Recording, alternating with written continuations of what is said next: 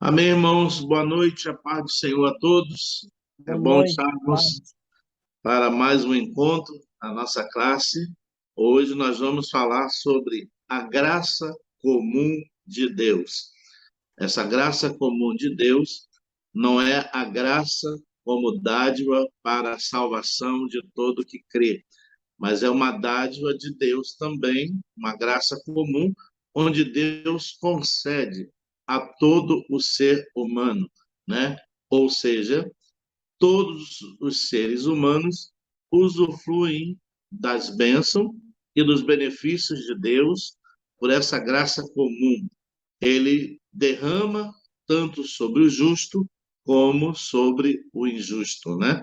Então, hoje nós vamos estudar sobre o que vem a ser a graça comum de Deus, que é o favor de Deus que ele concede tanto àqueles que são justos, como também aos injustos, né?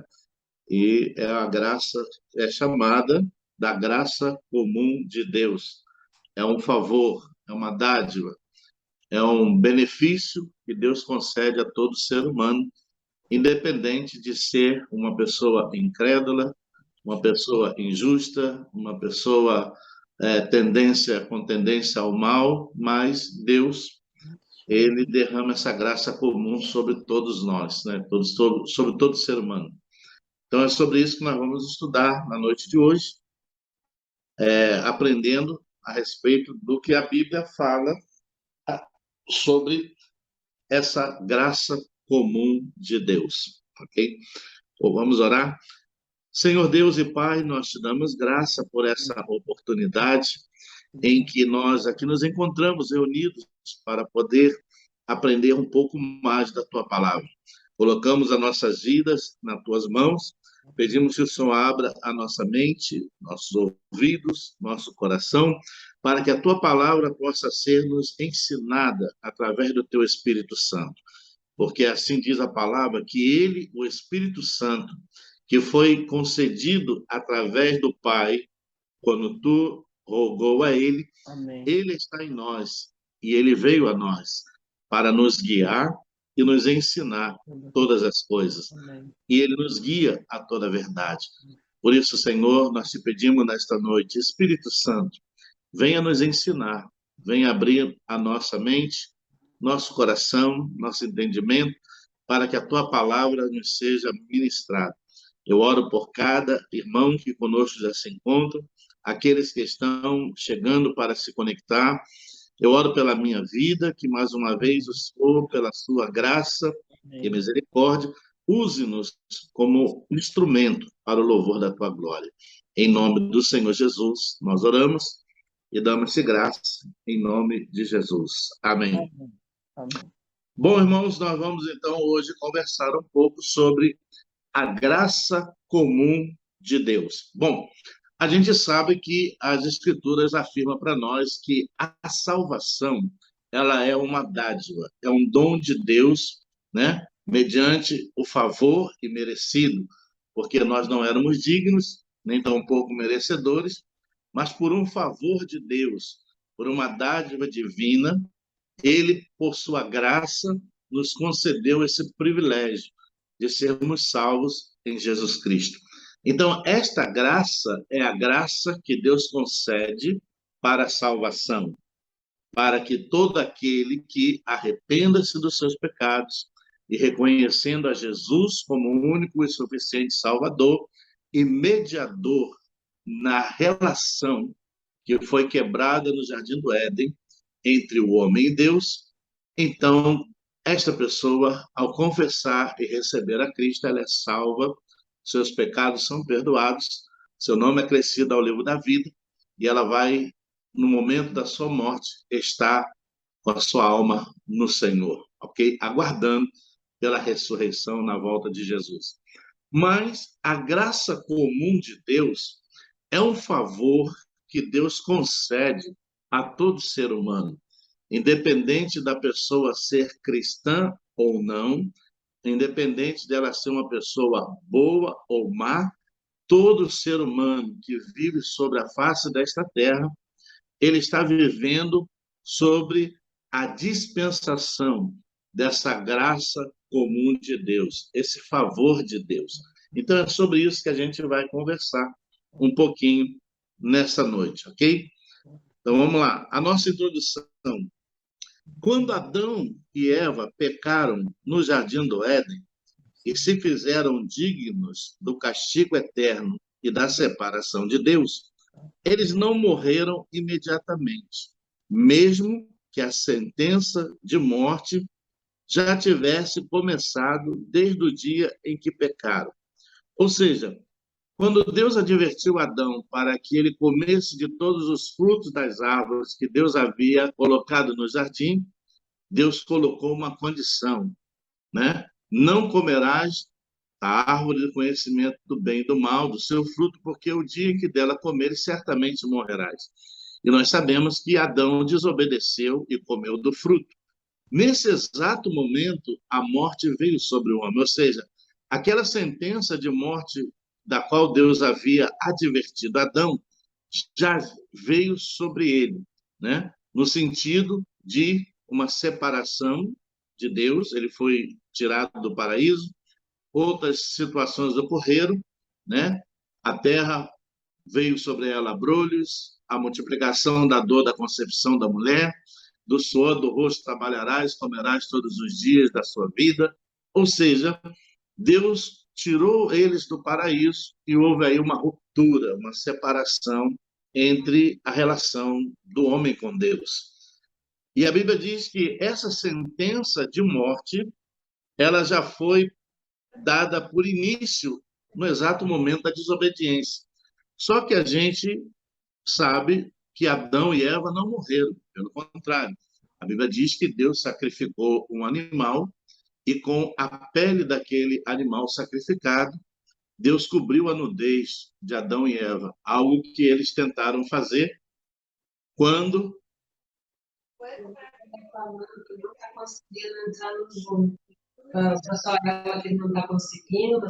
Não, diz para ela que o pessoal está entrando.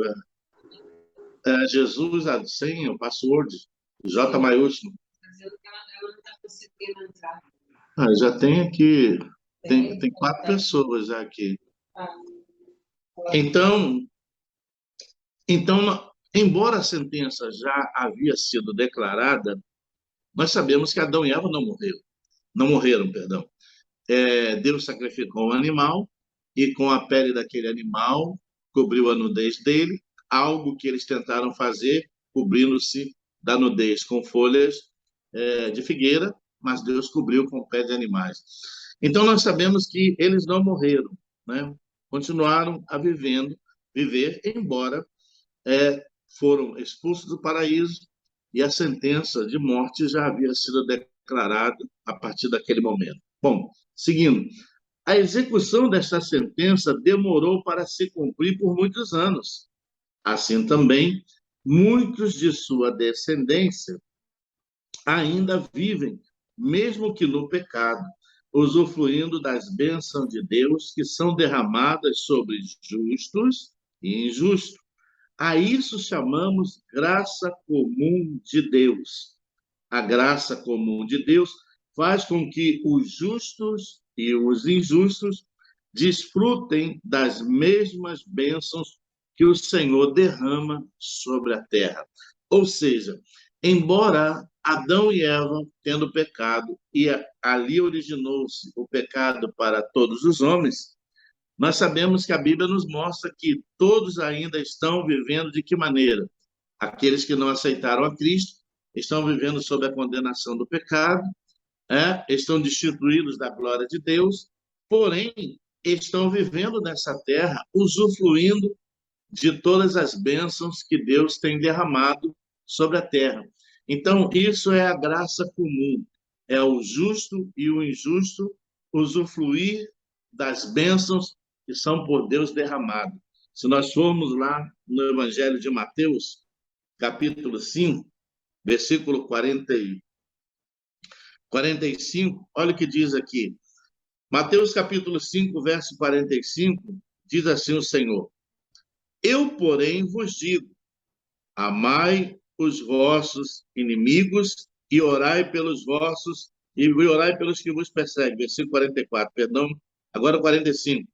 Para que vos torneis filhos do vosso Pai Celeste, porque ele faz nascer o seu sol sobre maus e bons, e vir chuva sobre o justo e o injusto. Então, quando nós falamos de graça comum de Deus, é exatamente isso. Deus, ele faz cair a chuva que rega a terra, que fertiliza a terra, que produz o campo os seus frutos. Ele faz nascer o sol sobre o justo e o injusto.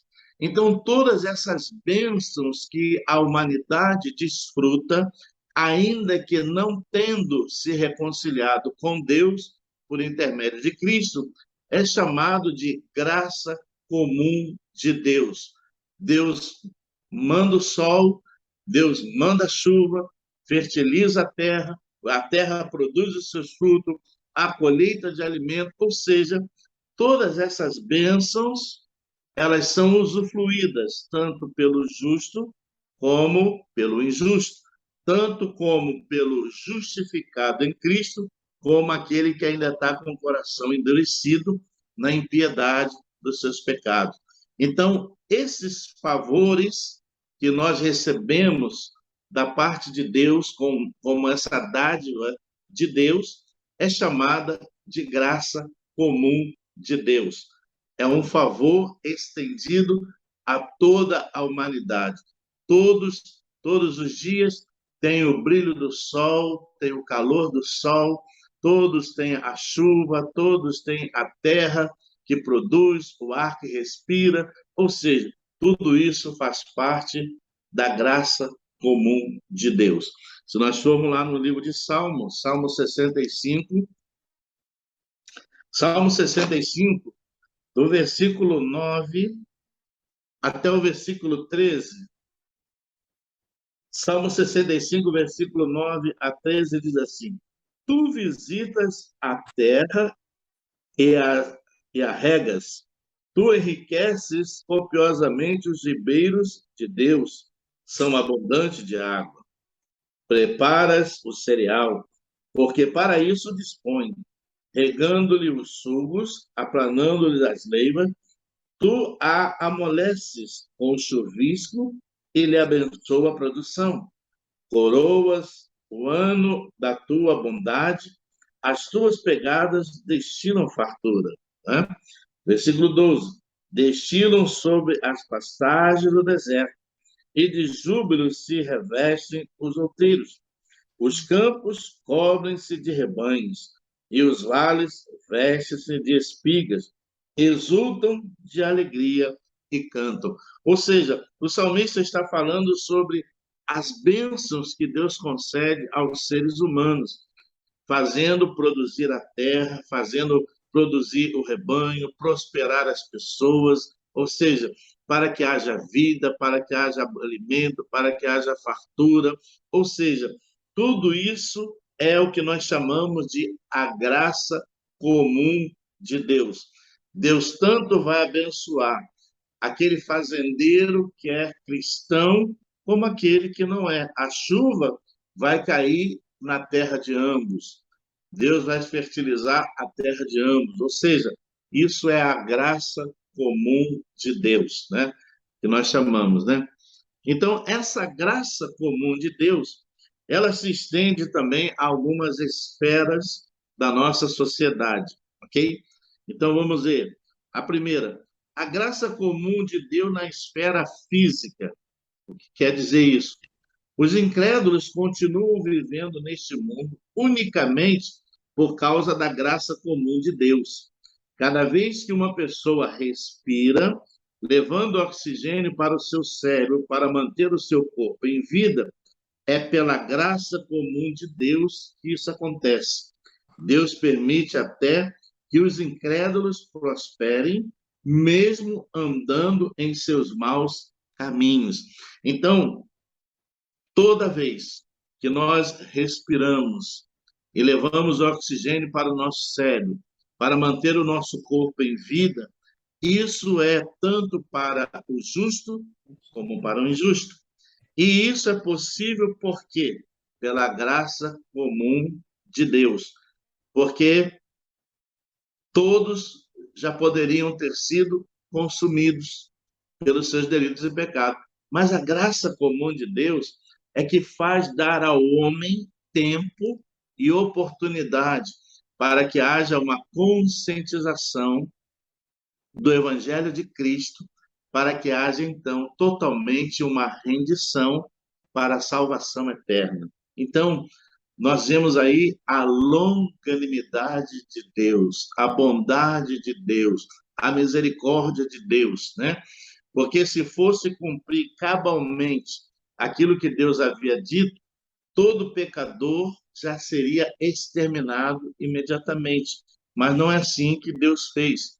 Deus ainda, mesmo estando o homem em pecado, em condenação, Deus dá ao homem, né, esses benefícios para que ele continue a viver, para que ele continue a ter a oportunidade de conhecer o amor de Deus, de conhecer a palavra de Deus e tornar-se um salvo em Jesus Cristo, né?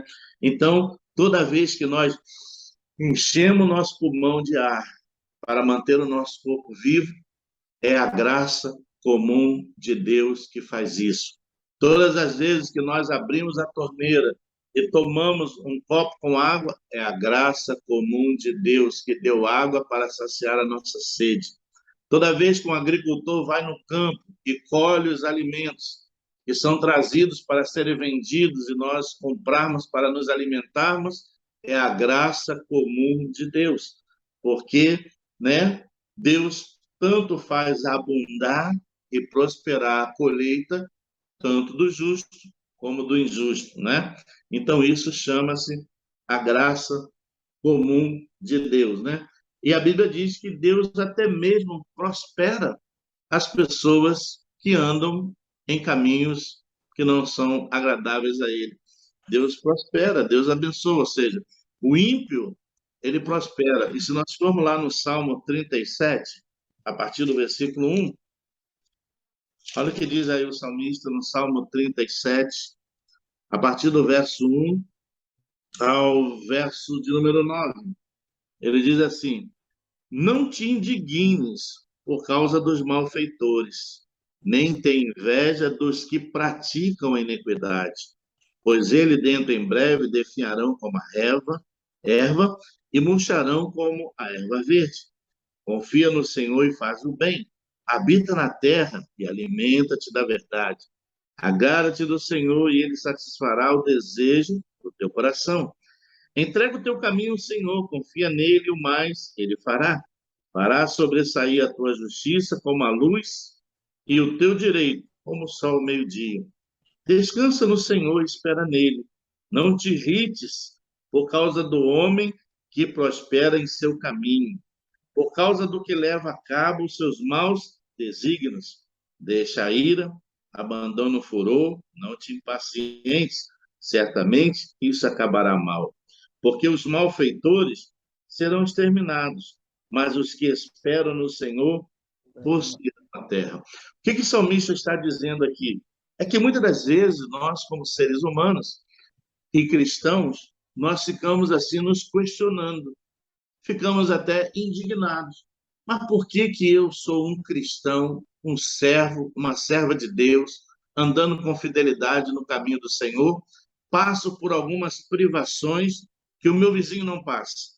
E o meu vizinho não é cristão, meu vizinho é ímpio, meu vizinho é incrédulo, meu vizinho anda nos caminhos maus. E muitas das vezes nós começamos a fazer essas comparações e questionamentos. Mas a Bíblia nos mostra que Deus, por esta graça comum, ele permite até mesmo a prosperidade do ímpio. Embora essa prosperidade, como nós lemos aqui, vai ser uma prosperidade momentânea. Ele vai ter a prosperidade material enquanto vive nessa terra. Mas se ele passar desta vida sem Cristo no seu coração, tudo aquilo que ele construiu não vai valer de nada. Por isso que ele diz aqui, né? Descansa no Senhor e espera nele. Não te irrites por causa do que prospera em seu caminho, por causa do que leva a cabo os seus maus desígnios. Então, isso é algo que nós precisamos corrigir na nossa vida espiritual e na nossa relação com Deus, porque muitas das vezes nós entramos por esse caminho, começamos a questionar, começamos a achar até que Deus não é justo, por que que fulano não é cristão e é abençoado, por que que ele tem uma casa melhor que a minha, um carro mais novo do que o meu, por que que ele tem um emprego melhor, porque... E se a gente entrar por esse caminho não agrada a Deus, né? Esse caminho não agrada a Deus. Então, o salmista está dizendo: não te indignes por causa dos malfeitores, e nem tenha deles inveja. Então, é algo que nós precisamos corrigir na nossa vida cristã, na nossa caminhada. Temos que temos que ser agradecidos por aquilo que Deus nos tem dado e saber que nós estamos aqui servindo ao Senhor, e no momento que nós passarmos dessa vida, estaremos no céu com o Senhor.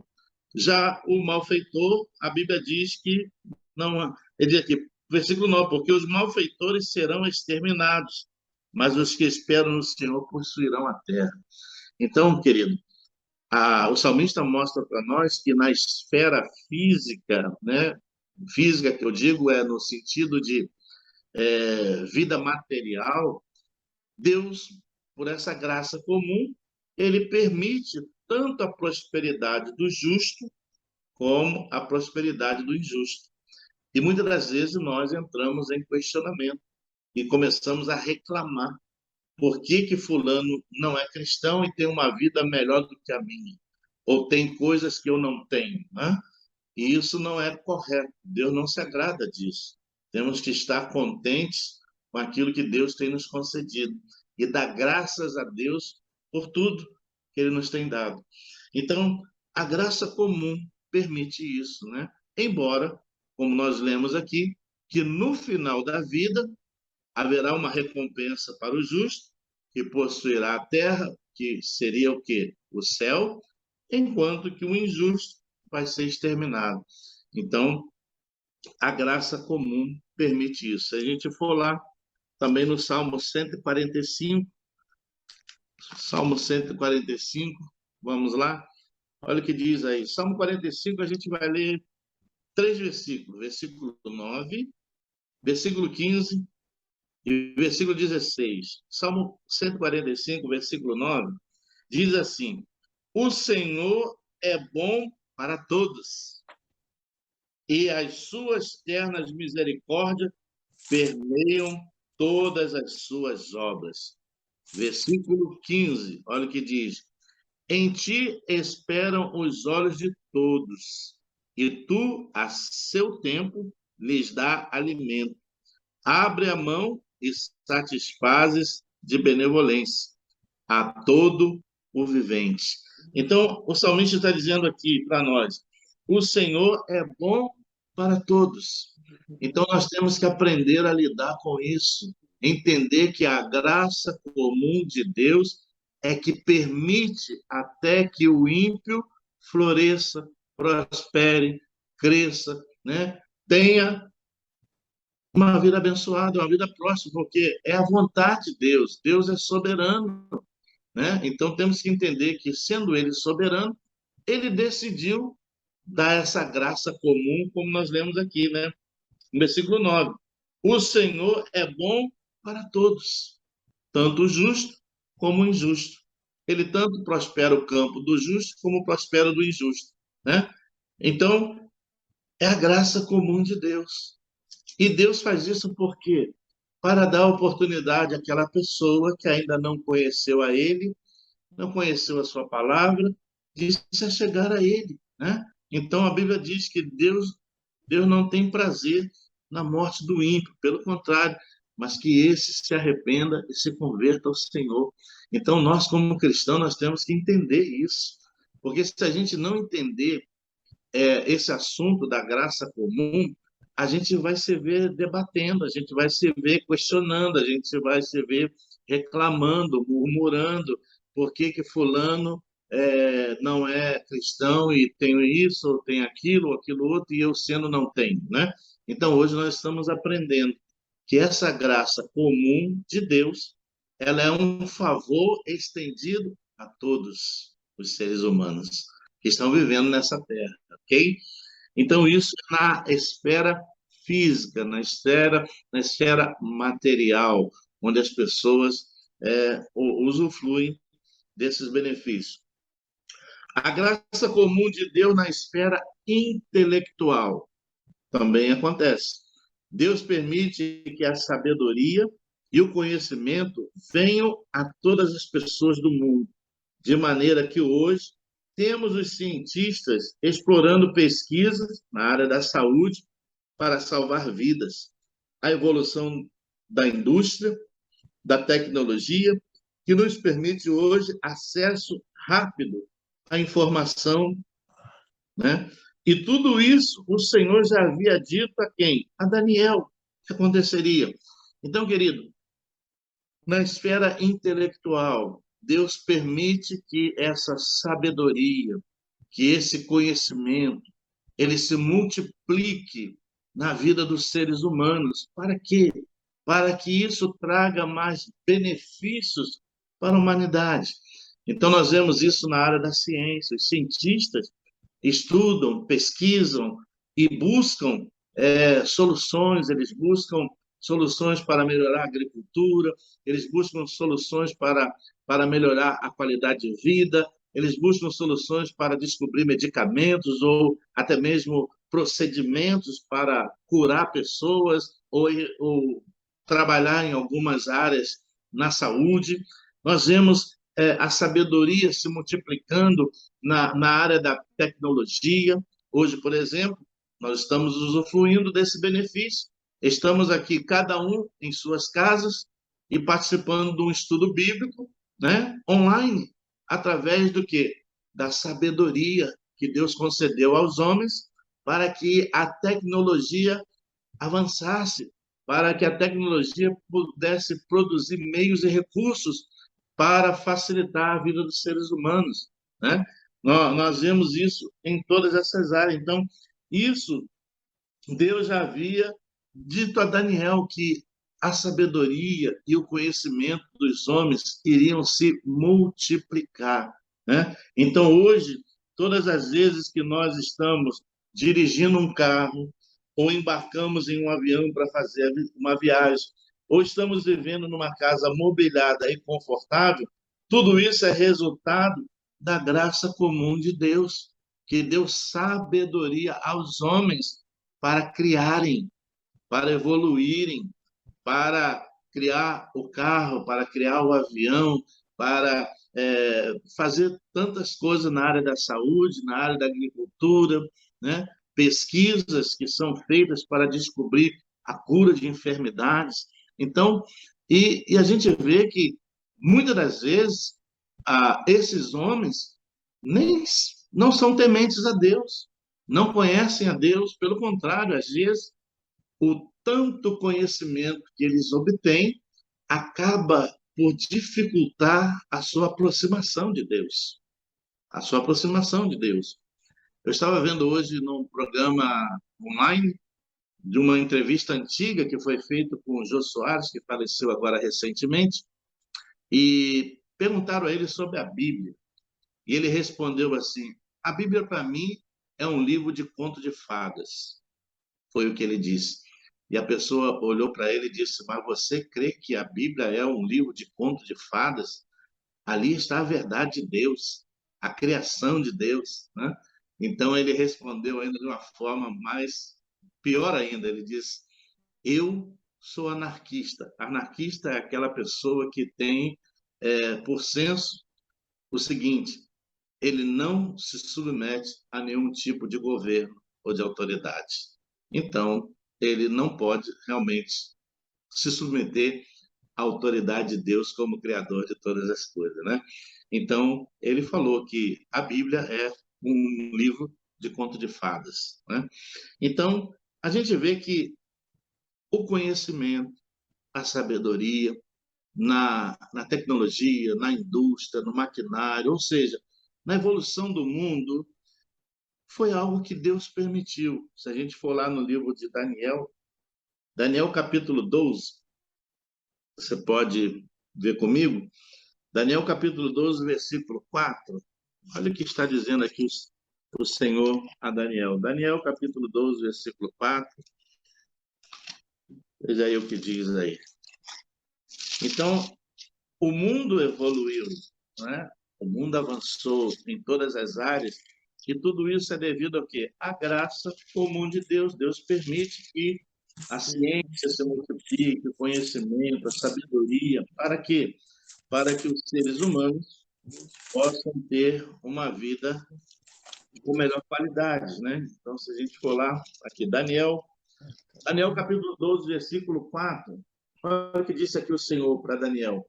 Tu, porém, Daniel, encerra as palavras e sela o livro, até ao tempo do fim. Muitos o esquadrinharão, e o saber se multiplicará. Então, a gente vê como o mundo evoluiu, né? Desde esse tempo de Daniel na Babilônia até o dia que nós estamos vivendo atualmente, né? Hoje já existem pessoas que fazem uma viagem espacial, né? Já tem uma empresa que promove um passeio, uma viagem espacial para milionários, é claro, né? Mas eu estava vendo agora há pouco no jornal a pesquisa que está sendo realizada pela NASA na Lua, onde eles descobriram cavernas na Lua que elas oferecem uma certa temperatura ambiente que poderia permitir, né, a vida do ser humano na Lua. Claro que isso é algo ainda muito aquém, né? Mas você vê como o ser humano está evoluindo no conhecimento, na sabedoria, e isso é de Deus, é a graça comum de Deus que permite os homens tornarem-se sábios, conhecedores, pesquisadores, cientistas, médicos, doutores, ou seja, em vários ramos para melhorar a qualidade de vida dos seres humanos, né? Então a gente vê que o mundo tem realmente avançado, evoluído de uma forma tremenda, né? Eu me lembro que há muitos anos atrás, um dia alguém falou para mim assim: olha, um dia nós vamos falar num telefone que nós vamos ver a pessoa na tela com quem nós estamos falando. Eu vi a pessoa, mas será que isso vai acontecer? E nós estamos vendo hoje aqui. Hoje você com telefone celular, na época nem existia telefone celular. Hoje você com telefone celular, você fala com uma pessoa do outro lado do mundo, vendo ela perfeitamente e ela vendo você. Então, tudo isso é o quê? É a permissão de Deus, pela graça comum, para que o saber e a ciência se multipliquem, né? Então, isso é um dom, é uma dádiva de Deus, tanto para justos como para injustos, tanto para crentes como para não crentes. Então, isso chama-se a graça comum na área da área intelectual, né? Onde as pessoas tornam-se pessoas, né? Cientistas, né? Pesquisadores e tudo mais, porque Deus permite. Então, ele disse a Daniel lá, quando Daniel ainda estava na Babilônia: tu, porém, Daniel, encerra as palavras desse livro e sela o livro até o tempo do fim. Muitos o esquadrinharão e o saber se multiplicará, né? Então, como o mundo evoluiu desse tempo para hoje, né? Para os dias que nós estamos vivendo, né? Então, você vê como a coisa tem acontecido, né? Então, isso chama-se a graça comum de Deus. Não é uma graça para a salvação, mas é uma graça do favor de Deus sobre a terra, sobre a humanidade, né? E todos os seres humanos desfrutam desse favor de Deus, sendo crente ou não crente, justo ou injusto, né? Vamos lá. A graça comum de Deus na esfera moral também acontece. Ainda que a palavra de Deus diga que o mundo jaz no maligno, e que a iniquidade se multiplicará, Deus intervém e põe limites na conduta dos seres humanos. Uma das restrições eficazes é a força da consciência. Paulo diz que até aqueles que não servem a Deus são tocados por sua consciência, acusando ou defendendo-se. Esse sentido do que é certo ou errado faz com que as pessoas atuem de acordo com um senso moral e princípios e valores. Então, a graça comum de Deus também na esfera moral vem através do que? Da consciência, né? Onde as pessoas são conscientizadas e mesmo que não sejam cristãs, elas são conscientizadas, ou seja, pela sua consciência, de que aquilo que fizeram não é correto, né? Então, Deus, dessa forma, através da consciência humana, ele estabelece o quê? Limites, ele estabelece restrições para que o ser humano possa andar de acordo, não com a vontade completa de Deus, mas pelo menos tornar-se uma pessoa melhor. Então, todo ser humano ele tem essa consciência moral. Ele sabe quando ele fez algo que é certo, ou não sabe quando fez algo que é errado, né? Isso vem através da consciência moral que Deus concede a cada um de nós, né?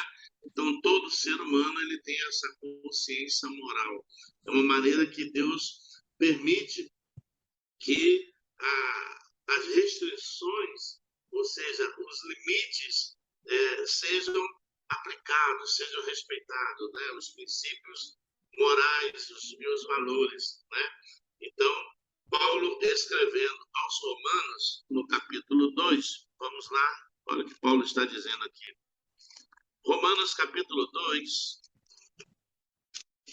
a partir do versículo 13 ao versículo 15, a consciência moral, essa consciência moral todo ser humano tem, seja ele crente ou não crente, ele tem a conscientização, ele sabe do que é certo e do que é errado. Pode até fazer o que é errado, mas faz sabendo, porque a consciência moral dá esse entendimento. Paulo Pastor, Oi? a rede do pastor está mal, ficou muito baixo. Baixo? Sim, estava bom, mas depois ficou muito baixinho, tá difícil ouvir. Melhorou? Continua mesmo. Eu mexi no meu telefone aqui, no meu celular, melhorou. Estava baixinho, eu aumentei um pouco, o meu melhorou. Pode ser que o da irmã tá tendo problema. Porque o meu aqui eu botei no volume máximo. Aqui eu tô ouvindo direitinho. Dá para ouvir direitinho. O meu está no volume máximo. O meu também, está no mais alto. Pastor, é Romanos 2 ou 12? É 2, não, né? Romanos capítulo 2. Ah, tá. 2. Romanos capítulo 2, versículo de 13 a 15. Tá bom. Obrigado. Aqui, Romanos capítulo 2, versículo de 13 até o versículo 15, quando Paulo fala da consciência moral que todos nós, seres humanos, temos, independente de sermos cristãos ou não. Todo ser humano ele tem uma consciência moral que o acusa ou defende diante dessas situações, né? Então vamos lá. Romanos capítulo 2, versículo 13, Paulo diz assim: porque os simples ouvidores da lei não são justos diante de Deus, mas os que praticam a lei hão de ser justificados. Quando, pois, os gentios que não têm lei procedem por natureza de conformidade com a lei, não tendo lei, servem eles de lei para si mesmos. Estes mostram a norma da lei gravada no seu coração, testemunhando-lhes também a consciência e os seus pensamentos, mutuamente, acusando-se ou defendendo-se. Então, Paulo está dizendo aqui que os simples ouvidores da lei não são justificados diante de Deus, né? Mas todo ser humano, ele tem, da parte de Deus, essa conscientização do que é certo e do que é errado. Então, eu, mediante essa conscientização, ou eu me sinto acusado, ou eu vou defender, né? É quando, por exemplo, alguém fala algo a seu respeito, que você é inocente, então a consciência faz com que você se defenda. Então você vai argumentar em sua defesa. Da mesma forma, a mesma consciência, ela nos condena, ela nos acusa quando nós fazemos algo que não deveríamos fazer. Isso chama-se consciência moral. E essa consciência moral todo ser humano tem, né? Tanto o ímpio como o crente, né? Então, tanto o justo como o injusto. Então, todo ser humano, ele tem essa consciência moral. Então, isso também é o quê? É a graça comum de Deus, né? Nós hoje, como cristãos, temos o Espírito Santo que habita em nós. Então, somos guiados pelo Espírito Santo, dirigidos por ele, ensinados por ele. E quando nós transgredimos e fazemos alguma coisa que entristece o Espírito Santo, automaticamente ele fala aos nossos corações. E nós identificamos que fizemos algo que não agradou a Deus.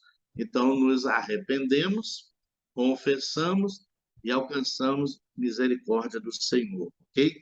Mas uma pessoa que não é cristã, que não tem o Espírito Santo de Deus na sua vida, mesmo assim ela tem a consciência moral, que vai mostrar para ela o que é certo e o que é errado, né?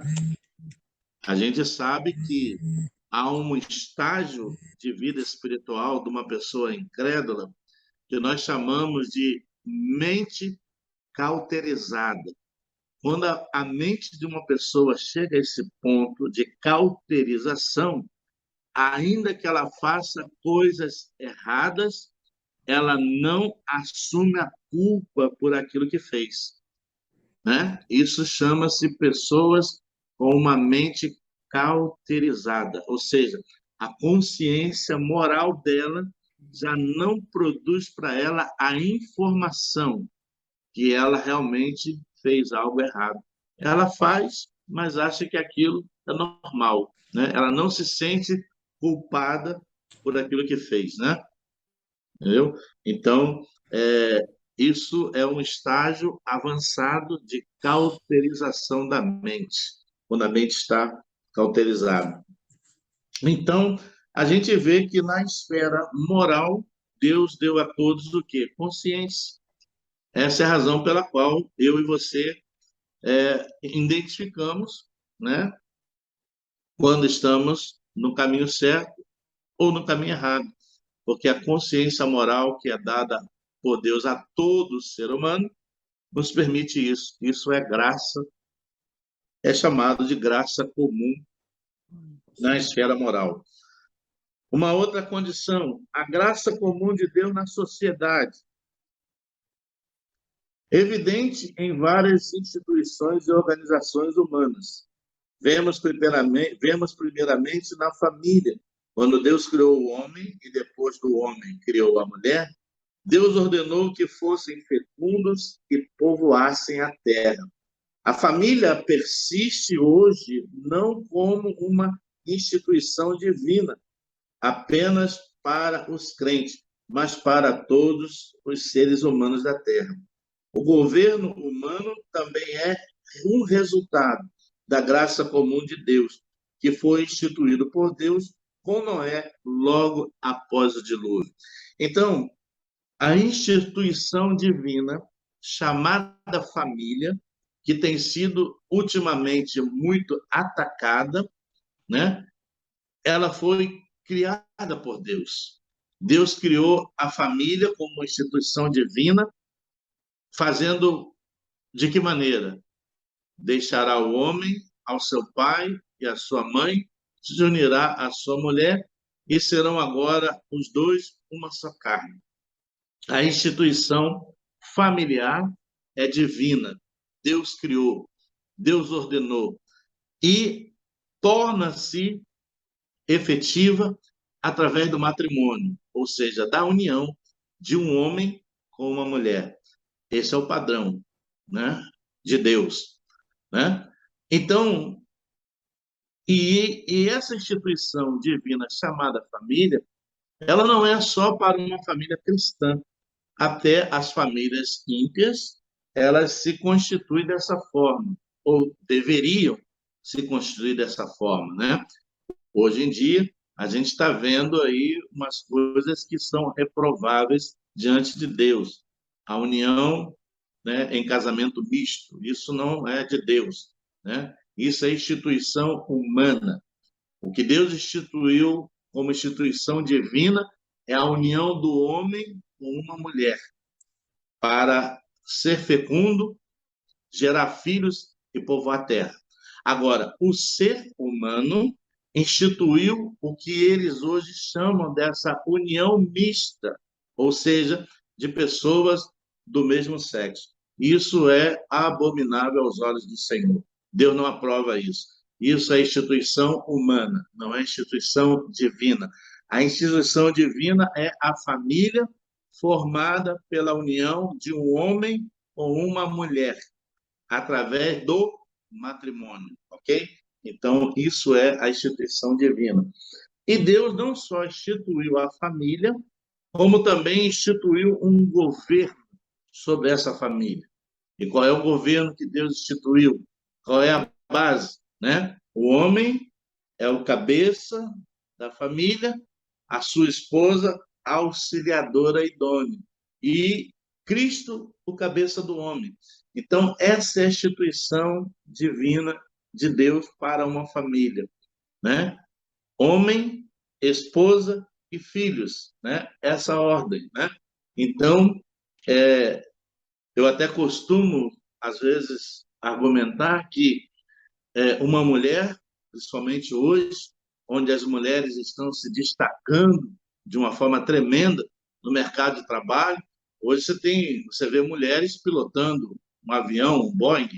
Hoje você vê mulheres como presidentes de grandes empresas, mulheres executivas dotadas de um poderio tremendo em suas mãos.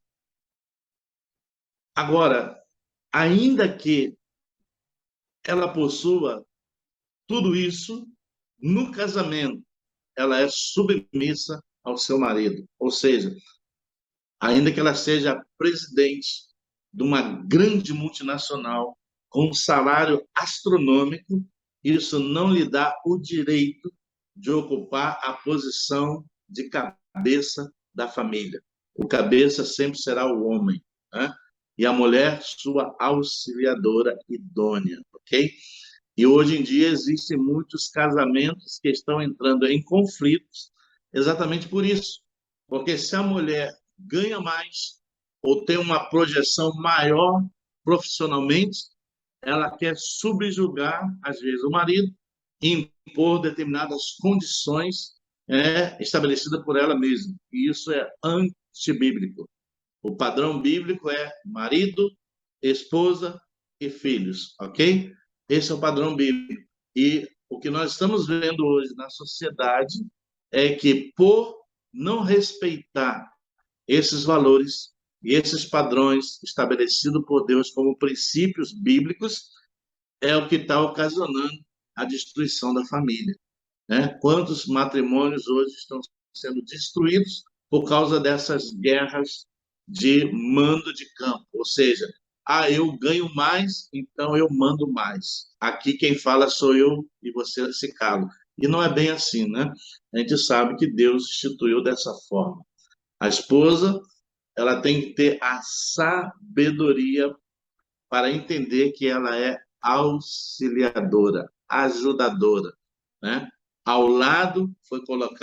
ela foi colocada ao lado do homem para o auxiliar na missão que ele tem de conduzir a sua família, ok? Então, esse é o princípio estabelecido por Deus. E Deus não só estabeleceu um princípio para a família, como também um princípio de governo. Quando as águas de dilúvio baixaram e a arca pousou na terra, Deus estabeleceu com Noé uma aliança, instituindo ali o quê? Uma forma de governo. Então, todo governo, toda autoridade que existe na face da terra vem de Deus. Vem de Deus. Autoridades, sejam elas na política, sejam elas no ramo secular, toda autoridade procede de Deus. E nós temos que obedecer a essas autoridades. Por quê? Porque se nós nos levantamos contra uma autoridade, nós estamos nos levantando contra aquele que a instituiu, que foi o Senhor. Então, a Bíblia diz que Deus instituiu, né, com o homem, né, após as águas de dilúvio, que foi Noé, uma aliança, formando ali o quê? Uma forma de governo, instituindo ali uma aliança, selando uma aliança com o homem. Ou seja, por isso que a terra precisa de governo, por isso que nós temos as pessoas que atuam em áreas para poder manter a ordem e a disciplina, né, para os seres humanos. Então, se nós formos lá, eu gostaria de convidar você aí comigo lá, em Gênesis capítulo 9, vamos lá, Gênesis capítulo 9, quando baixam as águas do dilúvio, a arca assenta na terra, Noé sai para fora, e a Bíblia diz que nesse exato momento Deus sela com Noé uma aliança e põe no céu um sinal como selo daquela aliança. Está lá no livro de Gênesis, capítulo 9, versículo 8 e 9. Gênesis capítulo 9, versículo 8 e 9, assim diz a palavra do Senhor. Disse também Deus a Noé e aos seus filhos: Eis que estabeleço a minha aliança convosco e com a vossa descendência, e com todos os seres viventes que estão convosco, tanto aves, os animais domésticos e os animais selváticos, que saíram da arca, como todos os animais da terra. Versículo 11. Estabeleço a minha aliança convosco. Não será mais destruída toda a carne por águas de dilúvio, nem mais haverá dilúvio para destruir a terra. Disse Deus: Este é o sinal da minha aliança que faço entre mim e vós, e entre todos os seres viventes que estão convosco, para perpétuas gerações. Porém, nas nuvens, o meu arco será por sinal da aliança entre mim e a terra.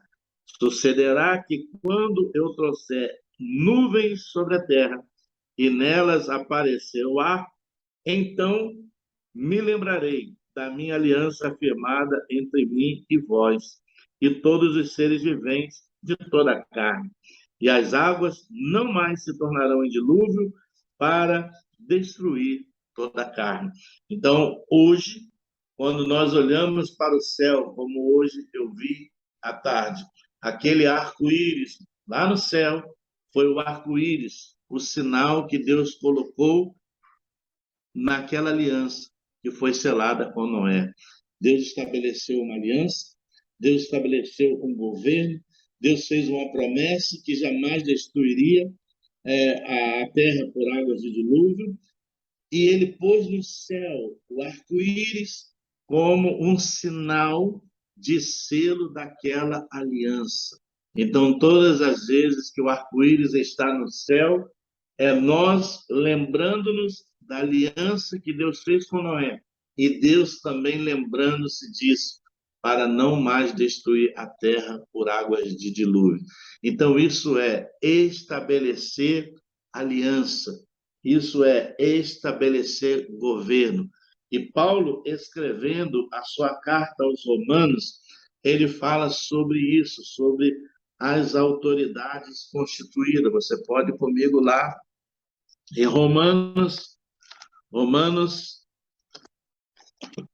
capítulo 13. Romanos, capítulo 13. Vamos lá. Romanos, capítulo 13. Do verso 1 ao verso 3.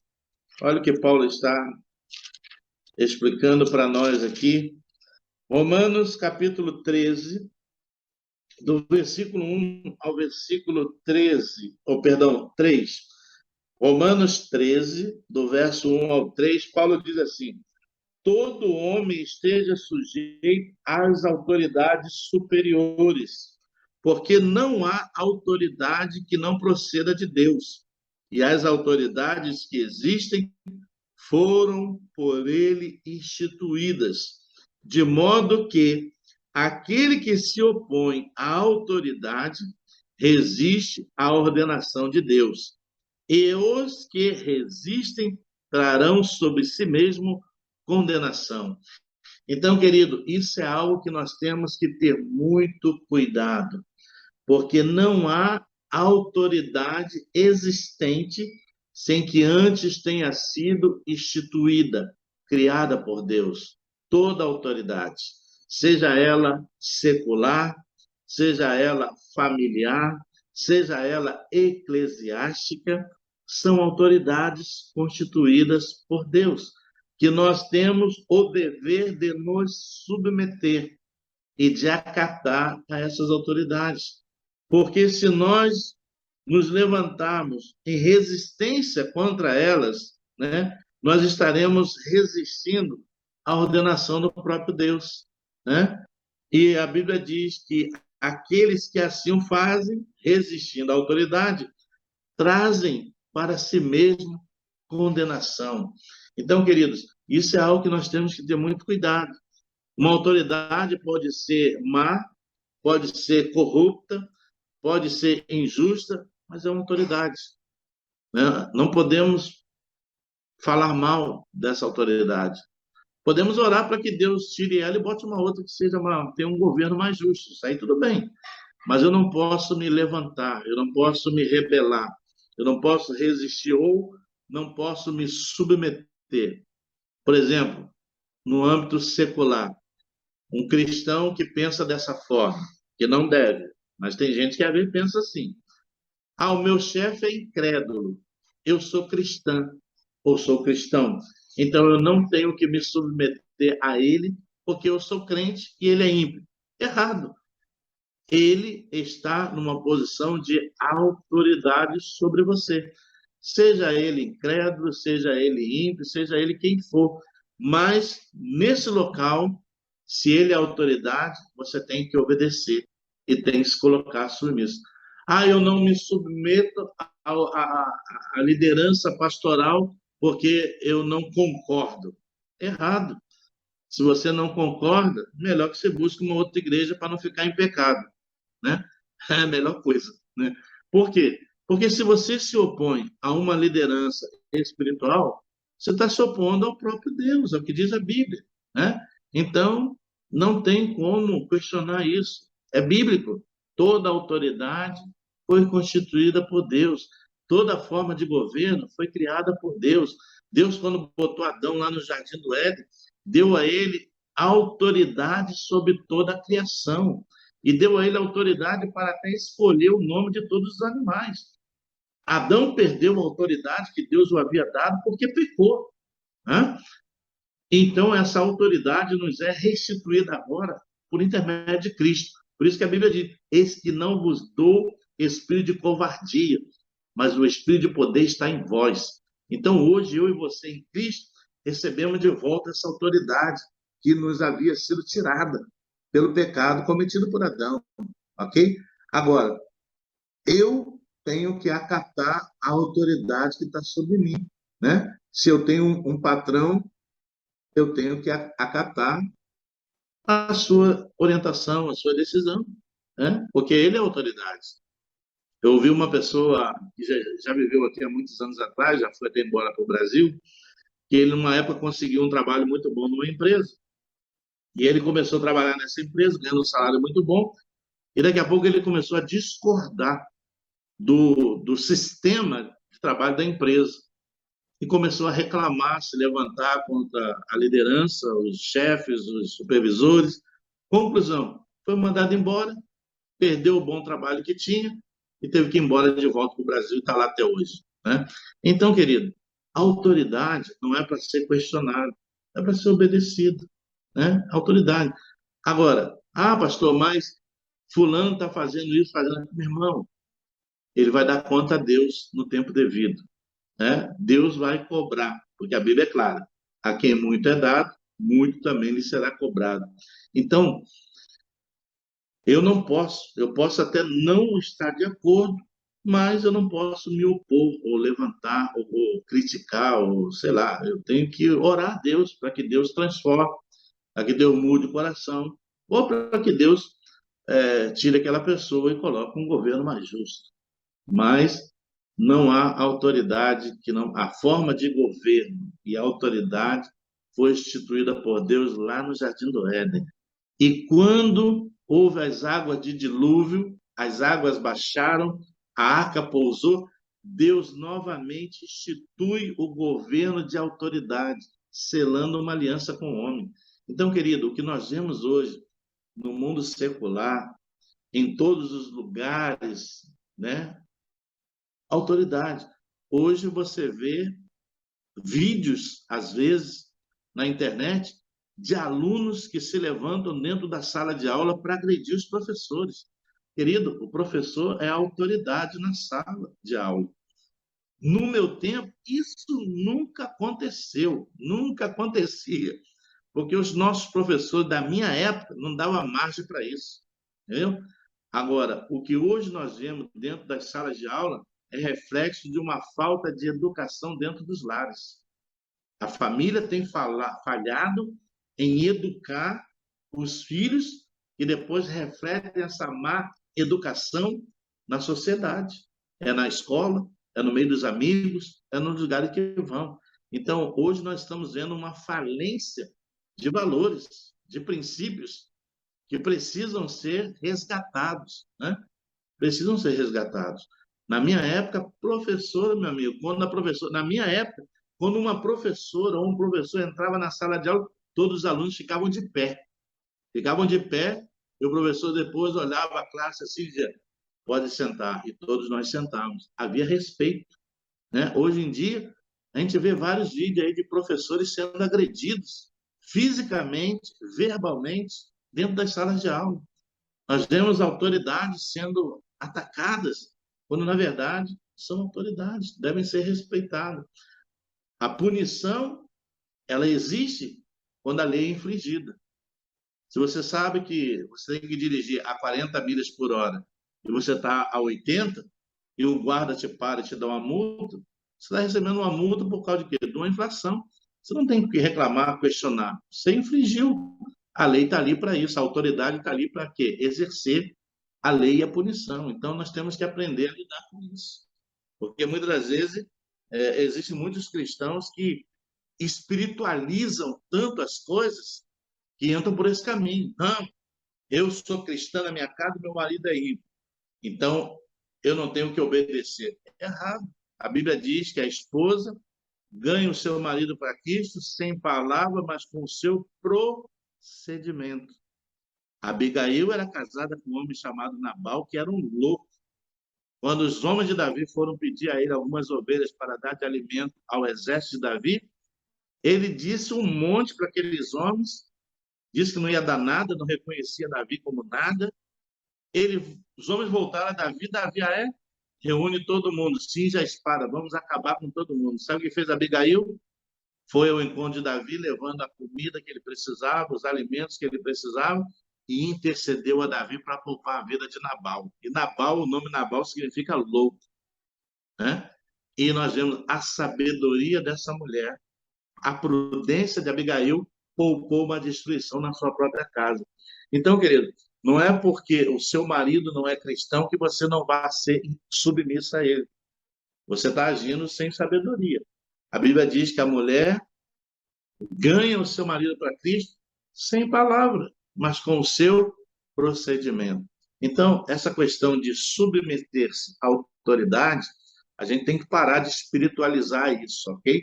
Porque lá no meu trabalho, o meu chefe é autoridade, então eu tenho que obedecer, né? Lá na minha escola, na minha faculdade, o professor é autoridade, então eu tenho que respeitar. E por aí vai. Então a gente tem que começar a tratar melhor esse assunto, né? E não começar a espiritualizar tudo e achando que não. A Bíblia diz aqui, Paulo escrevendo, de modo que aquele que se opõe à autoridade resiste à ordenação de Deus. E os que resistem trarão sobre si mesmo condenação. Querido, é a Bíblia, é a palavra. Então a gente, como cristão, temos que começar a pensar um pouco sobre isso, né? Aleluia. Então, querido, o que nós vimos hoje é a graça comum de Deus, que vem a ser o quê? Que Deus derrama os seus favores, os seus benefícios a todos os seres humanos, tanto justo como injusto, tanto cristãos como incrédulos. O sol nasce para todos, a chuva rega a terra, o ar que respiramos, o sol que nos aquece, a luz do sol que nos ilumina, ou seja, as águas que saciam a nossa sede, tudo isso é provisão de Deus através da sua graça comum a todos os homens, ok? Então, é o nosso bate-papo de hoje, né? E para a nossa conclusão, a graça comum de Deus é uma dádiva divina para todos os seres humanos que vivem sobre a terra, onde os justos e injustos desfrutam igualmente de tudo o que Deus criou, como a luz e o calor do sol, as chuvas que regam a terra, o ar que respiramos, a água que bebemos e os campos onde produzem os nossos alimentos, ok? Então, que Deus assim nos abençoe. Espero que o assunto tenha sido interessante para todos nós, para sabermos lidar um pouco melhor com essa questão, né, de graça comum, de autoridade, de submissão, entender os princípios estabelecidos por Deus, entender que não há autoridade sem que não tenha sido ordenada, instituída por Deus.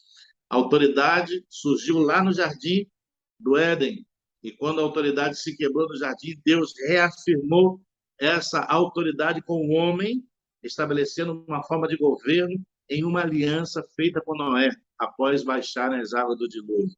Então, querido, o mundo que nós vivemos hoje está fundamentado segundo os princípios e a vontade de Deus, né? Embora muitas coisas, às vezes, não estão dentro daquilo que Deus quer, mas Deus vai tratar com cada um individualmente, ok? Que Deus abençoe. Se tem alguma pergunta, algum comentário, nós temos ainda alguns minutos antes da gente orar e finalizar a nossa classe. Se tem alguém que quer comentar algo, fique à vontade.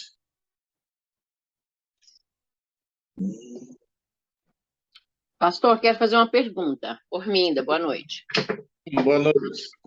Pastor, eu estava ouvindo um estudo bíblico em espanhol, e ele é muito detalhado, inclusive, e eu não concordei, já estou falando de uma vez, mas vou colocar o que é a opinião dessa pessoa que estava dando o estudo bíblico, falou sobre o arco-íris. Eu não sei se é porque talvez vem da coisa hispana, né? Mas estava falando que o arco-íris seria como o arco de arco e flecha, aquele arco. Eu já ouvi dizer que o arco-íris, na verdade, ele é redondo, é como um anel, é como um círculo. O que o pastor sabe disso? O senhor já ouviu falar sobre isso? Não, eu sempre, quando eu vejo assim, tipo meio círculo, né? Aquele arco assim, naquelas cores, e segundo o que nós lemos na Bíblia, foi o sinal que Deus colocou com, após baixar as águas de dilúvio. Quando as águas baixaram, a arca pousou, Deus fez uma aliança com Noé e colocou esse arco no céu como símbolo da aliança que estava selando com Noé. E qual era a aliança? De nunca mais destruir a terra por águas de dilúvio. Então É. ele falou que toda vez que o homem visse esse arco, que lembrasse da aliança que havia sido feita. Então eu conheço sobre o arco-íris por esse lado, pela forma bíblica, né? Dessa aliança que Deus fez com Noé após baixarem as águas, né? É. Não, Mas, eu não sei se é porque existe tanta pessoa que faz fotomontagem, essas coisas que, né, igual você falou, vai ficando uma coisa mais inteligente, né? Porque a gente está usando o Zoom agora e tudo mais, mas também, por um outro lado, a pessoa pode estar filho. Eu vi uma foto que a pessoa estava vendo um arco-íris de um ponto tão alto que ele viu ele quase fechando inteiro. ok. Entendeu? Aí eu não sei se é uma fotomontagem, se não é, também não sei. Mas eu sempre que eu pensei no arco-íris, eu pensei como um anel, como um círculo. Eu nunca pensei como um arco. E essa mesma pessoa que estava falando, aí ela disse assim, mas se for um arco, ele está virado para o céu, né? Porque o arco, quando você faz assim para jogar o arco e flecha, ele não está voltado para o lado da terra, porque o arco está assim, né?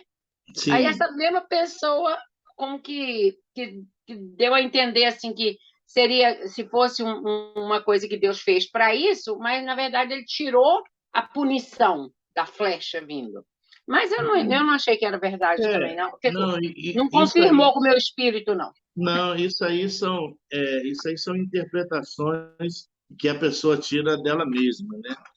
Mas a Bíblia não fala isso quando se refere ao arco-íris. Ela fala como sinal de uma aliança que Deus fez com o homem, né? Que foi o Noé, quando as águas baixaram. E ela é uma aliança, é um símbolo representativo para que isso fique como recordatório, assim como nós lemos. Mas você vê que a afronta a Deus é tão grande que esses movimentos, né, que andam por aí, o que eles fizeram? Pegaram o arco-íris e criaram usam o arco-íris como símbolo deles, né? Quer dizer, é verdade. É uma afronta contra Deus, né? Uma afronta. Mas nesse mesmo tema, quando a Bíblia diz assim que Deus prometeu não acabar com a terra toda através das águas do dilúvio, mas nós podemos ter vários lugares que são acabados, né? Ah, sim. Por exemplo, existem as catástrofes naturais, né? Isso. Que acontece por aí. As inundações, ora incêndio em um lado, inundação em outro, terremoto. Mas tudo isso são sinais da agressão que o homem faz com a própria natureza, né? Porque o meu filho mora lá na Califórnia e eles falam muito que tem eles chamam em inglês vault, que tem uma quebradura assim na terra. Uma falha na placa tectônica. Aí eu disse para ele, né, se ele tem medo, né? Aí, coincidentemente, 2 ou 3 vezes que tiveram terremotos, ele já mora lá quase 5 anos, 4 anos e pouco. 2 ou 3 vezes tiveram terremotos maiores, ele não estava lá. Aí ele disse assim, mãe, se for para Deus quiser, eu estou lá. Se ele não quiser, eu estou aqui. Segundo os cientistas, eles têm assim uma certa preocupação com a Califórnia, né? Exatamente por isso, por causa dessa falha que existe e pode haver o terreno pode ceder e as coisas realmente desabarem, causar esse problema mesmo. Afundar já mesmo fizeram até no filme, mar, né? Já fizeram até filme sobre isso, né? Com essa possibilidade, né? Agora eu quero voltar a um outro assunto, pastor. Eu sei que eu gosto de falar muito. Quando o pastor falou sobre que Deus dá o bom, deixa cair a chuva sobre o bom e o mal, né? Tem um filme que eu não assisti esse filme, mas eu já vi um pedacinho de um comentário de um filme que tem uma mulher que ela passa a ser cristã, né? Ela conhece Jesus e o marido dela não. E essa mulher ajuda uma pessoa pobre, um mendigo. E aí o cara vai perguntar para o mendigo, nessa cena que eu vi, por que Deus faz isso com a mulher dele, então? Aí o mendigo disse assim, olha, Deus gosta muito da sua esposa. Aí ele fala, mas por quê? Aí ele fala, Deus gosta muito da sua esposa. Oh, sua esposa é muito especial para Deus. A frase certa. Sua esposa é muito especial para Deus. Aí ele fica assim, o marido fica assim, sem saber o porquê. Ela está doente, um câncer, uma coisa muito séria. Aí ele fala assim, o problema é que quando uma pessoa é muito especial para Deus, ela passa a ter importância para Satanás. Sim. Entendeu? Então, nós temos isso mesmo, né? Não é uma história, mas na verdade, a gente não pode julgar porque, né? Igual você falou, temos que aceitar e vemos o lado positivo e dar graças a Deus, né? Sim. Até porque estamos acordados agora. É verdade, é verdade. Tudo é pela graça e a misericórdia de Deus, né? Uhum. Eu conheci, por exemplo, o líder da nossa denominação no Brasil, na época, o Roberto Macalester, foi um homem que Deus usou ele em campanhas evangelísticas de curar assim, multidões. Muitas pessoas eram curadas. E ele, no entanto, tinha uma enfermidade que ele orou a vida inteira e Deus nunca o curou. E essa enfermidade o levou, o consumiu, né? Então, às vezes a gente realmente não entende, mas como é que uma pessoa que ora por tantas pessoas e elas são curadas e ele não consegue orar para Deus curar ele mesmo, né? A gente vai lá naquela parte de Paulo, né? Do espinho na carne. Paulo, a minha graça te basta, né? Então, é difícil, né? É difícil, né? As pessoas entenderem isso, né? Mas às vezes acontece, né? Não quer dizer que não quer dizer que nós, como cristãos, estamos imunes às enfermidades, a problemas, a desemprego, nada disso. Nós somos iguais. Deus tem para nós, conosco, misericórdia, mas mesmo sendo cristão, a gente pode ficar enfermo, a gente pode contrair uma doença, pode perder o emprego, pode ter um problema familiar, entendeu? A gente pode passar por algumas situações, né? Mas Deus sempre tem um escape, Deus sempre tem um livramento, né? Deus sempre abre uma porta para cada um de nós, né? Isso. Então, Ele nos garante a vida eterna. a vida Então, eterna, o que está garantido é viver sobre a segunda morte, né? A gente não vai. Isso que é a nossa. Se você for estudar a biografia dos apóstolos, todos eles tiveram mortes trágicas, foram decapitados, né? Foram crucificados de cabeça para baixo, né? O Tiago foi arremessado lá do alto, lá do templo. Então, cada um teve outro foi morto com espada, outro com flecha. Se você estudar a biografia dos apóstolos, todos tiveram um fim trágico, entendeu? Então, o único que não teve um fim trágico nesse sentido foi João, que foi prisioneiro na ilha de Patmos, mas também morreu lá, né? Na ilha de Patmos. Deus ainda deu o privilégio aí de receber a revelação do Apocalipse. Mas não quer dizer, você vê, naquela época, os cristãos eram lançados nas arenas para serem devorados pelos leões e servir de espetáculo para aquela multidão, né? Uhum. Outros eram amarrados aos postes e incendiados vivos para iluminar a cidade. Estevão, né? Foi o primeiro. Foi o Marco, né? Foi apedrejado, entendeu? Então, não quer dizer que por nós sermos cristãos que nós estamos isentos. Nós podemos passar por esses momentos também difíceis de perseguição, né? Mas Deus sempre tem um propósito para tudo, né? Amém. Amém. Mas é bom a gente aprender um pouco sobre isso, né? Porque muitas das vezes, como nós lemos no Salmo 37, isso aí é uma coisa que acontece com muitos cristãos. Questionar por que um ímpio tem uma vida melhor do que a dele, sendo que ele é cristão e o outro não é. Aí a gente vê, né, que Deus concede essa graça comum a todo ser humano. E nós não temos que invejar e nem reclamar, não te impaciente por causa daquele que prospera no seu mau caminho, né?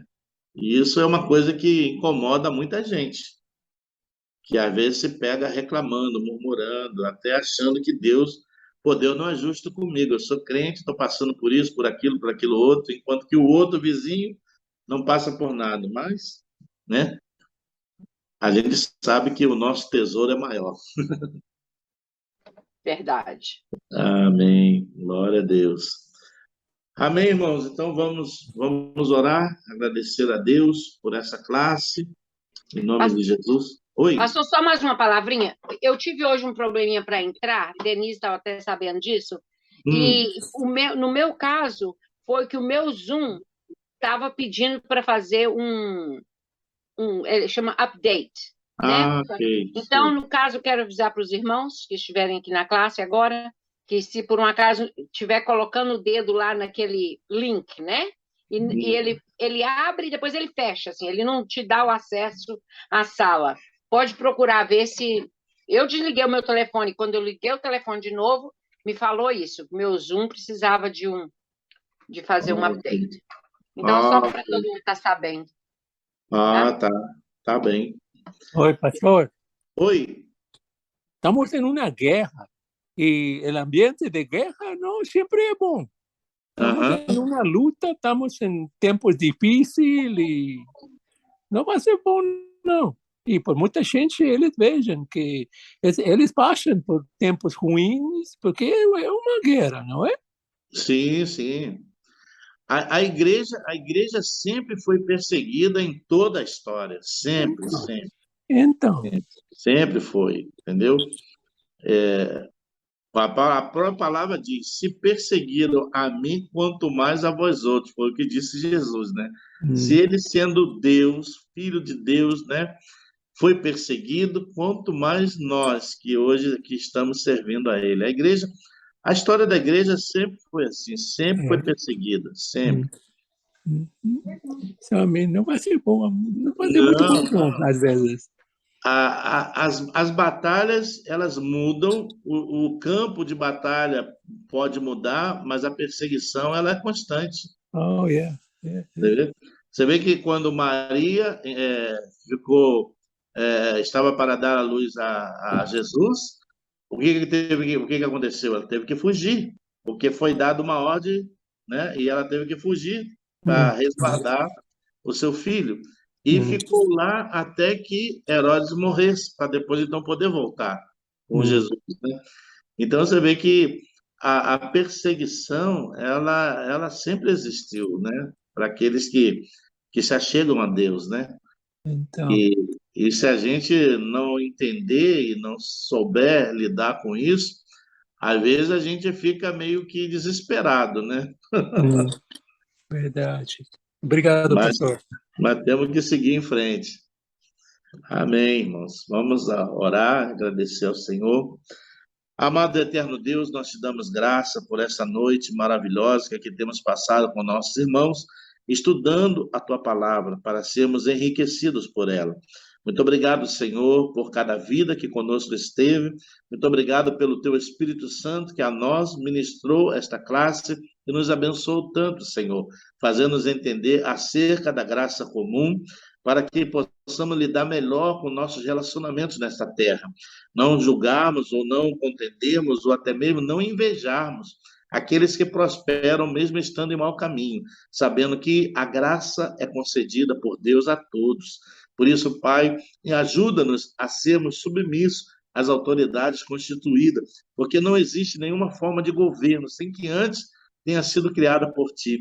Lá no Jardim do Éden, o Senhor consolidou esse governo com Adão, e Adão perdeu a autoridade que havia lhe sido dada. Mas com Noé, o Senhor reafirma esse governo, instituindo uma aliança com ele, e hoje nós temos as autoridades constituídas, tanto na parte eclesiástica como na parte secular. E nós, como cristãos, temos que estar submissos a elas, em obediência a elas, entendendo que não há autoridade que de ti não proceda. Ajuda-nos, ó Deus, a entender isso, a lidar com isso, Senhor. Oramos, ó Pai, pelos nossos professores, agora, Pai, com o retorno às aulas, as crianças vão começar a retornar à classe para mais um ano letivo.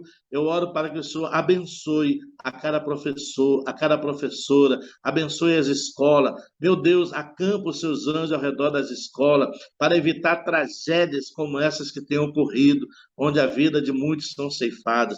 Eu oro, Senhor, para que seja restabelecido o respeito, os bons princípios no relacionamento entre aluno e professor. Meu Senhor, traz de volta, Senhor, os bons princípios, os bons costumes do respeito à autoridade constituída, e ele é autoridade na sala de aula. Meu Senhor, nós oramos pela volta às aulas, pedindo que o Senhor abençoe a cada criança, a cada adolescente, a cada um daqueles que vão retornar a este ano letivo. Abençoa os papais, as mamães, abençoe as famílias.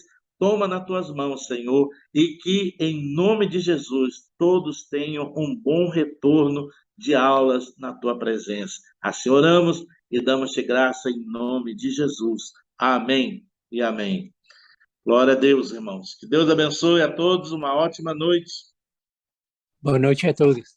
Sexta-feira vamos estar lá em Clear Lake. Se alguém se animar, estar com a gente, vamos lá. Boa noite, pastor. Boa noite, Giovanni. Fica na paz. Um abraço aí, pastor Nito. Amém. Amém. Glória a Deus. Boa noite a todos. Boa noite, minha irmã. Ô, Minda, noite do cachorro-quente domingo, hein? Eu li, pastor, eu não ouvi a mensagem ainda não. Eu ouvi até a parte que o pastor fez a leitura da mensagem e depois tive que parar. Mas eu ouvi toda a Alessandra falando do cachorro-quente, e agora vi lá no grupo das bonitas, vou ajudar e vou estar presente se Deus quiser. Deixa eu falar, pastor. Hoje minha segunda filha está graduando, terminou hoje o último dia de prova. Que bênção. Então, já tenho 2 meninas que estão com graduadas, né? Estou com college. Graças a Deus. A partir de hoje, eu me sinto assim. Eu já dei graças a Deus várias vezes. Hoje ela fez o último teste, né? Que tinha um teste, mas ela já tinha passado, na verdade, assim, né? Que a classe você passa um pouco antes, mas hoje era o teste final. Aí, a partir de amanhã, não tem classe mais. Aí ela falou que vai vir a Houston, vamos ver como é que vai ser. Inclusive, eu graças a Deus, que Deus está abrindo as portas para mim poder ir ao Brasil em setembro. Que benção. E no finalzinho de agosto para setembro. E ainda está faltando chegar o meu passaporte, mas se for da vontade de Deus, vai dar certo. Amém. E a Jennifer vai ficar no meu lugar, cuidando das minhas casas, do trabalho. Sei. Entendeu? Então, olha, eu não tinha pensado nessa ideia. E ela acaba de terminar a faculdade, agora ela não tem um emprego ainda, ela pode me ajudar. Pode começar aí com você, vai pegando o ritmo. Não, ela vai trabalhar em outra coisa depois, mas só para me dar um mês de férias. Não, merecido, né? Merecido, né? A última vez que eu fui ao Brasil foi em 2009. Então, e quem está indo comigo ao Brasil é o Kevin. E aí as gêmeas não vão agora não, nem o Chris, mas no futuro eu pretendo ir com elas. O Kevin já foi alguma vez ou não? Todos já foram. A última vez que nós fomos foi em 2009. Mas eles eram criança. Então, agora é a primeira vez adulto, né? 26 anos, 23 anos. Então, agora é diferente. Que benção. Então, tá. Se Deus quiser, estamos orando e Deus vem abrindo as portas e então está mostrando assim que esse é o caminho, né? Amém. Vamos orar por ela. A que graduou, qual o nome dela que graduou agora? Jennifer. Vamos orar por ela. Senhor Deus e Pai, nós damos graças a Ti pela vida da Jennifer, Senhor, como uma vencedora, conseguindo graduar-se, Deus, com muito esforço, dedicação, empenho. Agradecemos a vida também da nossa irmã Rorbinda, do irmão Crismaldo, que se empenham com o trabalho, com dedicação, com esforço, para dar aos seus filhos essa possibilidade. Pai, que a bênção do Senhor seja sobre ela derramada, que o Senhor esteja preparando, abrindo as portas do mercado de trabalho, para que ela possa conseguir um bom trabalho, Senhor, e possa dedicar-se a Ele, em nome do Senhor Jesus. Oro também pela vida da nossa irmã Orminda, que deseja ir ao Brasil. está aguardando a chegada desse passaporte. Abre as portas, Senhor, para que esse passaporte chegue e ela programe a sua viagem para que ela possa ir estar ali com a sua família. E que a sua filha, Senhor, que aqui vai estar cuidando do seu trabalho, possa aprender, ó Deus, e junto com ela, e possa realizar um bom trabalho na sua ausência. Amém. Oramos por essa família, Senhor, e agradecemos pela vida delas, a vida do Kevin, do irmão Crismal, da Orminda, e abençoamos a vida deles em nome de Jesus. Amém. Amém, amém. Graças a Tá Deus. bom, minha irmã? Que Deus abençoe. Amém. Boa noite, pastor. Boa noite. Boa noite a todos. Boa noite.